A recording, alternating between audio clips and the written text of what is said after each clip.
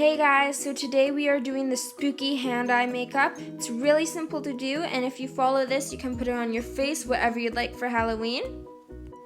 Hey, so first we're going to start marking off where we want our googly eyes, and you're going to take some spirit gum and just tap it on until it feels like tape. Then you're going to press on the googly eye and it should stay. Then you're going to take some pink tones and some yellows and just make it look irritated around the eye and just fade it out nicely.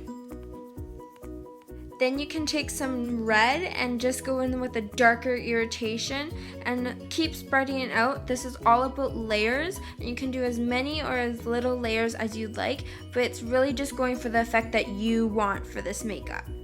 I like to go in with a really deep dark burgundy red around the eye just to make it pop a little more. You will be doing this later on, so don't worry if you don't do this.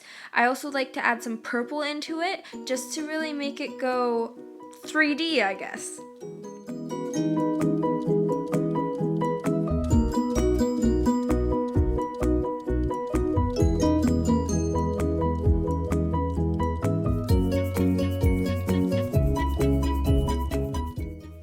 So you're going to take some darker colors now and just go in around the sides of your hands, into the creases, just to make it a lot more impactful. And also, if you do actually have an eye coming out of your hand, if you think about it, there's going to be a lot of bruising because it's going to probably hurt a hell of a lot. So make sure you have it around the bottom of your wrist, even on your fingers. It's just going to sell the look a lot more and be really effective. So now I'm about to go in with doing some thick blood. I'm just going to draw it out first. You don't necessarily have to use the brush for this. I will be doing it with a spatula pretty soon, but I just like to get a bottom layer first so I can spread it out easily, and then go in with a stipple sponge and just get it more worked into my skin so it looks more natural.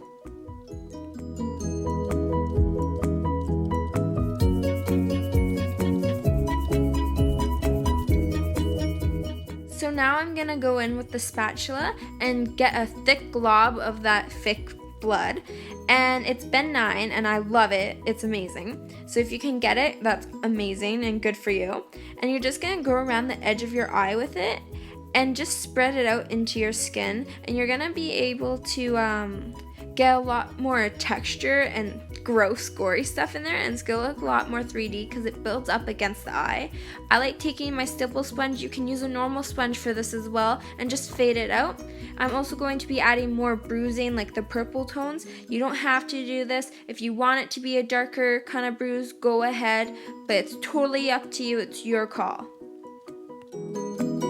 So this is where it really comes alive. You're going to take some black and you're just going to trace around the eyeball. Try not to get it on the googly eye like I did. But by doing this, it really makes it more in-depth and it adds so much more oomph to it. And just make sure you fade it out nicely. Don't do too much black where it wrecks all your coloring that you did for the bruise. And nicely fade it out with some sponges. Then you're going to take some wet blood and go crazy with that. Do as much or as little as you want.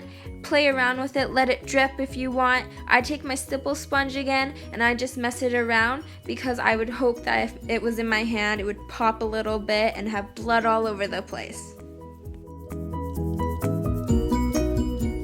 I don't know about you, but it kind of freaks me out when the eye kind of follows you when you move your hand around. You don't have to have the blood on it. You can do thick blood and just bruising and it looks pretty cool.